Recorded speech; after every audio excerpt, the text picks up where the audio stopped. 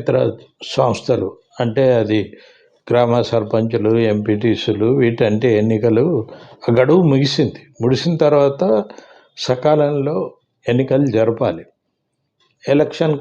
State election commission సిద్ధంగానే ఉన్నామని చెప్తుంది. కానీ ప్రభుత్వాలకు ఇది మొదటిసారి కాదు, మొదటి నుంచి ఇంతే. ప్రభుత్వంలో ఉండేటువంటి వాళ్ళు ఈ పంచాయతీ ఎన్నికలు పెట్టడానికి చాలా వెనక ముందు ఆడుతుంటారు. ఎందుకంటే తమ బండారం బయటపడుతుంది, మళ్ళీ ఇదంతా ఖర్చుతో కూడినటువంటిది, తర్వాత కింద నాయకత్వం ఎవరు వస్తారో ఏమిటో తెలియదు, ఇవన్నీ రకరకాల భయాలు ఉంటాయి. కానీ చట్టం ఏం చెప్తుంది? 5 ఏళ్ళకు ఒకసారి పెట్టాలని చెప్తుంది కదా. అది పెట్టడానికే ఖచ్చితంగా ఆ ఎన్నికలు నిర్వహించడానికే స్టేట్ ఎలక్షన్ కమిషన్ ఏర్పరిచారు. ఇది మధ్యలో వచ్చిన బాడీ. మొదటి నుంచి స్టేట్ ఎలక్షన్ కమిషన్ లేదు. మనకు ఫస్ట్ స్టేట్ ఎలక్షన్ కమిషనర్గా కాశీపాండ్యన్ గారు ఉన్నారు. అదే ఫస్ట్ టైం. ఆ తర్వాత మిగతా చాలామంది ఉన్నారు. మాధవరావు గారు వచ్చారు, మిగతా చాలామంది ఉన్నారు. కానీ ఆ స్టేట్ ఎలక్షన్ కమిషన్ అనేది ఎలక్షన్ కమిషన్ ఎట్లయితే సెంటర్లో పనిచేస్తుందో అంత ఇండిపెండెంట్గా స్టేట్ ఎలక్షన్ కమిషన్ పనిచేయదు.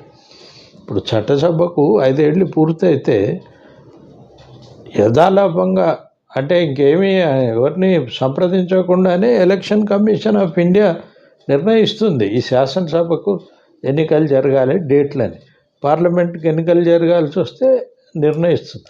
అట్లా నిర్ణయించేటువంటి ఉద్దేశంతోనే అట్లా నిర్ణయించాలనే స్టేట్ ఎన్నికల కమిషన్లను ఏర్పాటు చేశారు. కానీ మధ్యలో ఏమైంది? ఈ రాష్ట్ర ప్రభుత్వాల పెత్తనం మొదలైంది. ఒకసారి స్టేట్ ఎలక్షన్ కమిషన్కి చైర్మన్గా ఉండగా మాధవరావు గారు, అప్పుడు చంద్రబాబు నాయుడు ముఖ్యమంత్రి, మాధవరావు గారు కోర్టుకు వెళ్ళారు. ప్రభుత్వం ఏంటి, చట్టం ఏం చెప్తుంది, ఈడ ప్రభుత్వం ఏం చేస్తుంది, ఎలక్షన్ జరపాలని చట్టం చెప్తుంది, చంద్రబాబు నాయుడు దాన్ని డిలే చేస్తున్నాడు, ఇది ఎట్లా అని కోర్టుకు చెప్తే కోర్టు ఎలక్షన్ కమిషన్ పక్షాన్నే తీర్పిచ్చింది. అంటే ప్రతిసారి కోర్టుకు వెళ్ళాలా ఎవరన్నా? ఆటోమేటిక్గా జరిగిపోవాలి కదా. ఇక్కడ కూడా రాజకీయ ప్రయోజనాలే ప్రధానమైతే ఎట్లా? నీ పని ఆ ప్రాతినిధ్యం ఇచ్చేటట్లు చూడాలి కదా. కిందికి అక్కడి నుంచి ప్రతినిధులు ఎన్నిక కావాలి కదా. ఇక్కడ ఇంకొకటి ఉంది. గత ప్రభుత్వం సర్పంచులతో పనులు చేయించింది, డబ్బులు ఇవ్వలేదు. వాళ్ళు మొత్తుకుంటున్నారు, లక్షలు పెండింగ్లో పడి ఉన్నాయి. ఏం మళ్ళీ పోటీ చేస్తావు సర్పంచ్ అంటే చాలా అయింది నాయన, నేను చేయను అనేటట్టు పరిస్థితి ఉంది. ఎందుకంటే పెట్టిన బిల్లులు ఏవి శాంక్షన్ కావట్లేదు, సర్పంచులు పెట్టినవి. వాళ్ళు జోబులో పైసలు పెట్టుకొని సర్పంచులు దివాలా తీసి ఉన్నారు.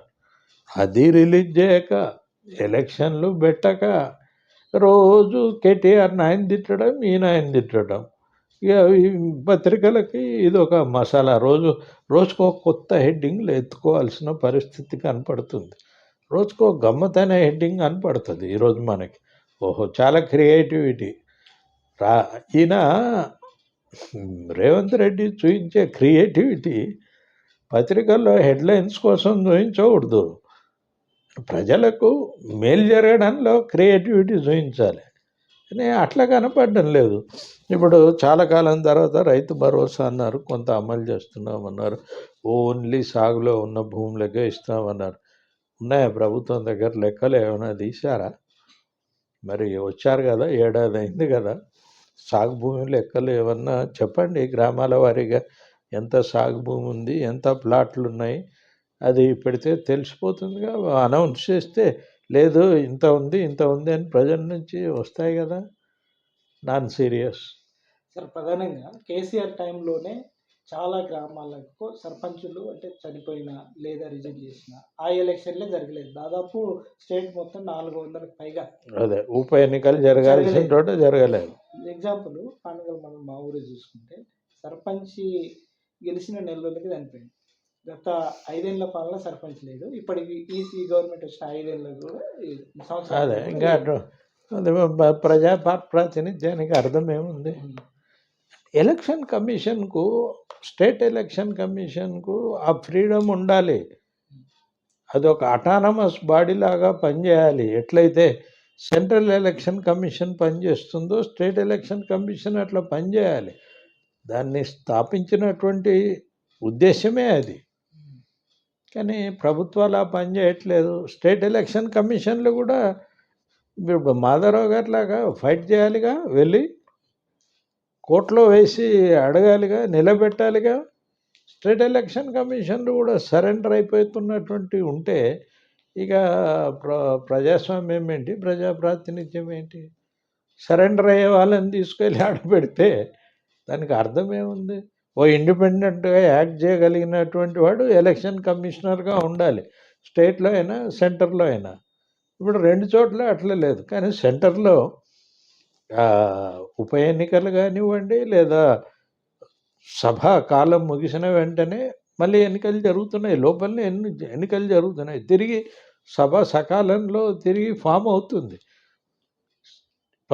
స్థానిక సంస్థలు, మున్సిపాలిటీసు, గ్రామ పంచాయతీలు, ఇతర జిల్లా పరిషత్తులు దాని దగ్గరకు వచ్చినప్పుడు మాత్రం అది లేదు. గవర్నమెంట్ ఆఫ్ ఇండియా కూడా దీని మీద ఏమీ ఇంట్రెస్ట్ లేదు. అంటే ఇవన్నీ ఈ లోకల్ బాడీస్ నిర్వహించాల్సింది స్టేట్ గవర్నమెంట్స్ అనుకో. ఈ అన్ని రాష్ట్రాల్లో ఇదే పరిస్థితి. దుర్మార్గమైనటువంటి పరిస్థితి ఉంది.